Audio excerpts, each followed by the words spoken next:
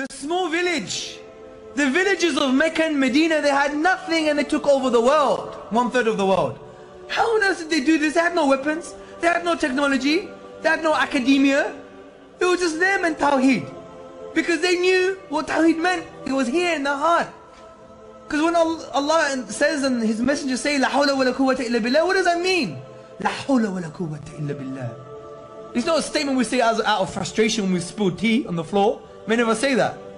But what does it mean, ikhwan akhawat? It means there is no true power except the power of Allah.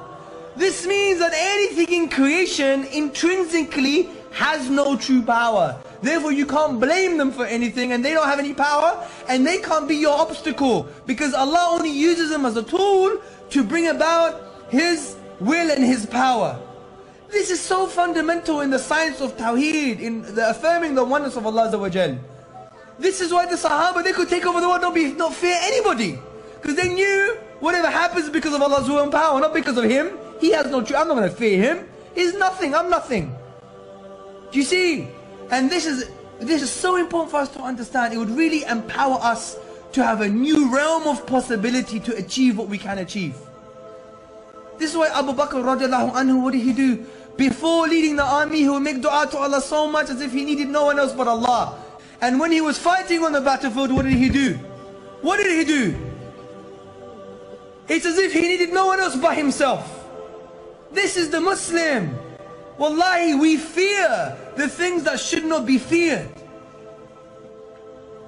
And we become victims. The language of victimhood is a disempowering language. You tell me when the Prophet ﷺ blamed anyone else for his situation. Tell me, when did he blame others, the Zionists, Fox News, BBC? When did he blame these people? Ikhwan and akhawat, wake up.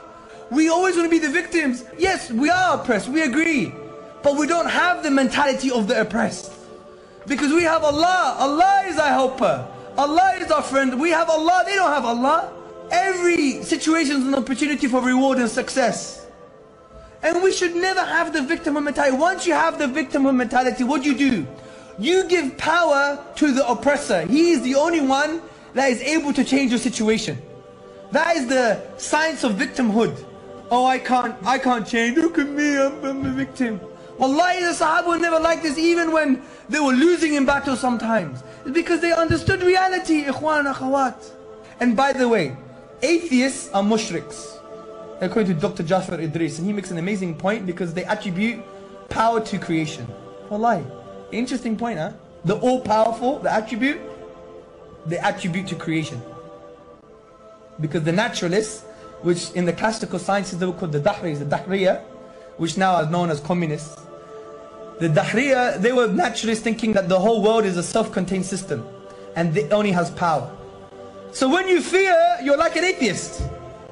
Wallahi, it's like you don't believe in Allah because you think that this creation has intrinsic power. This is the aqidah of a naturalist, of the Dahriya. This is the aqidah of the atheist. But we believe in Allah. So when we reaffirm this yaqeen, wallahi, it will change your life. Inshallah. And you see this in the lives of the Sahaba. 90 years after the death of Rasulullah, where were we? Who knows where Multan is? Pakistan. We're in Multan, we're in Spain. SubhanAllah, 90 years after the death of the Prophet ﷺ.